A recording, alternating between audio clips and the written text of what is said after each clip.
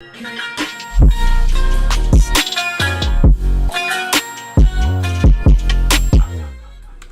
guys, welcome back to the channel. My name is Alex, and in today's video guys, I wanted to talk to you about the two new artifact sets that are going to be released mid-January in the 1.2 Genshin Impact update, and why I think that they're so important. So let's not waste any time guys. The first set, as you guys can clearly see on screen right now, is the Blizzard Strayer. Now the 2-piece set gives you a cryo damage bonus of plus 15%. The 4-piece set, when a character attacks an enemy affected by cryo, their crit rate is increased by 20%. If the enemy is frozen, crit rate is increased by an additional 20%. Now this is obviously really nice. Xiangyang, and I know a lot of people are talking about it, but I kind of wanted to break it down in my own way for, my own friends and fans who watch these videos. So here's what it means to me and why I think that this is so important. So first of all, we have the cryo damage bonus plus 15%. That's already nice. Now, especially for Xiangyang, he is going from like an S tier support to like an S tier main DPS, and that's not all though. The 2-piece set is already really nice. Now do keep in mind that about 90 to 95% of the damage that you're going to be doing with Xiangyang is going to be cryo damage, so that extra 15% is just going to be, you're going to get every last little bit of that 15% cryo damage bonus. As for the 4-piece set, when a character attacks an enemy affected by cryo, their crit rate is increased by 20%.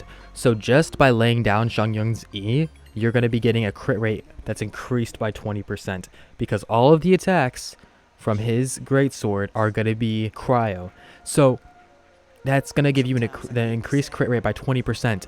But if you come and you look at Xiangyang and you pair him with somebody like, I don't know, Xingqiu, Barbara, let's say you pair him with Xingqiu, okay?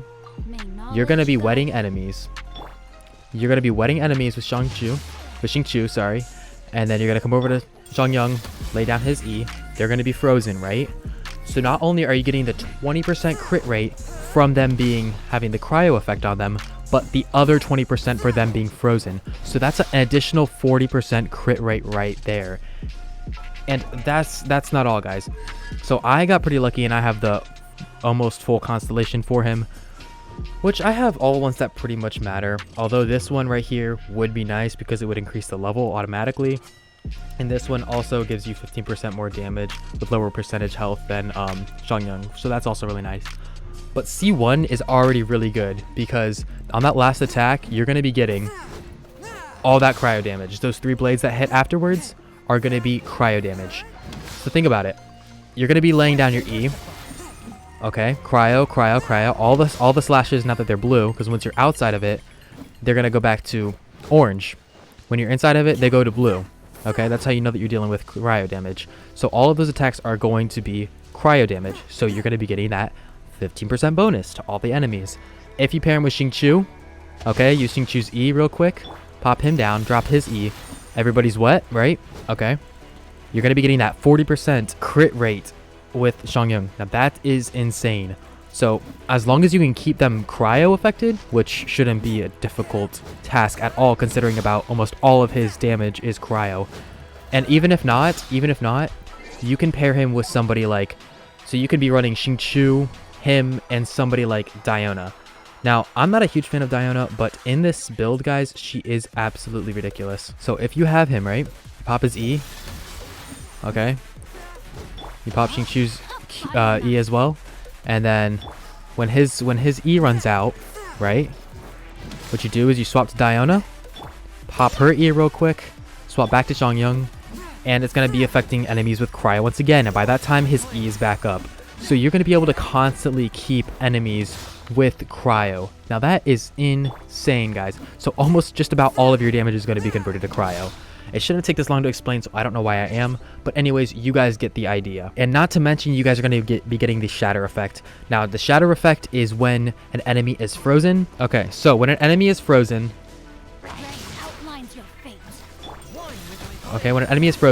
that extra damage that you guys saw on the screen right there is the shatter effect. So that is already additional damage that you're adding on from Xiangyang. So that's crazy. So you're not only getting shatter, but you're getting the extra crit rate as well. So that is already insane, guys. I'm so excited for that new artifact set. Even for people like Kaya, he's going to be dealing so much more damage as well because he applies the cryo effect so easily as well. So either one of them could be considered as main DPSs after the 1.2 update. The next thing is the Heart of Depth, and this is basically just made for Child. And Child is already broken, in my opinion. Already one of the highest DPS characters inside of the entire game. And adding this plus 15% Hydro damage bonus is already going to be insane. Because with his E ability, literally all of your attacks are Hydro. Every single one. The 4-piece set, after using an elemental skill, increases normal and charge attack damage by 30% for 15 seconds. Think about it. You're going to be popping a Z. You're going to be getting that 15 seconds of 30% charged and normal attack damage, and you're going to be getting a Hydro damage bonus plus 15%. And if you're like me and you got a Hydro damage bonus goblet, you're going to be set, because that is, you're going to get a full set of plus 15% and whatever, if you can find a good goblet, a decent goblet actually. This isn't even that good. It's decent, but it gives him a huge Hydro damage bonus, which just makes him absolutely cracked. I don't even have him Constellation 1, and he still does so much damage. So guys, these are what you're going to be looking for in the new update. It's going to make a huge change in the meta. Sadly, I feel like the meta is going to be switched more from Electro to Cryo because of these artifact sets, and obviously Hydro, which is basically just going to mostly affect Child. I can see like those crazy people that go out and use Barbara as a main DPS, how it could help them out. But for the most part, it's going to be helping out Child. And it's sad because Ching's my favorite character in the game, and I don't feel like she's going to be as strong. She's still going to be very viable. I just feel like there's going to be, you know, better options out there like Xiangyang, which is why I'm going to start building him early on, and I really suggest you to do the same, even if you have 0 Constellation Xiangyang, because he's going to be so strong that his constellations don't even matter. These will make him so much more OP, but if you don't have them, it's honestly nothing to worry about. He's still going to get all that extra damage just from being a Cryo Claymore user. Especially with his E, you're going to be able to keep that down all the time. So start upgrading Xiangyang, start upgrading Xingqiu, start upgrading Child. All these, I mean, obviously these are 4 stars, are going to be more easy to obtain. So start leveling them up.